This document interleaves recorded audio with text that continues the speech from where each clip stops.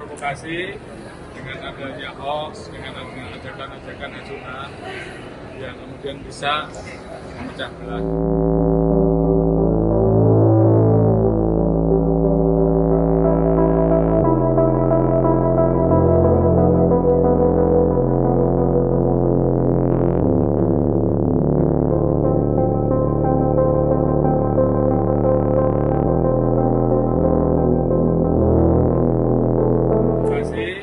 Dengan adanya hoax, dengan adanya ajakan-ajakan nasional yang kemudian bisa memecah belah persatuan dan kesatuan. Jadi yang paling kita utamakan bagaimana menjaga persatuan dan kesatuan walaupun berbeda-beda pilihannya. Ya.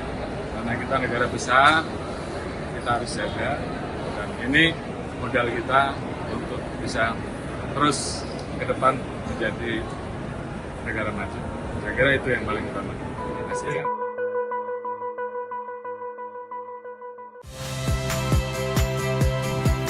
Saya Cynthia Rompas. Saksikan program-program Kompas TV melalui siaran digital, pay TV, dan media streaming lainnya. Kompas TV, independen, terpercaya.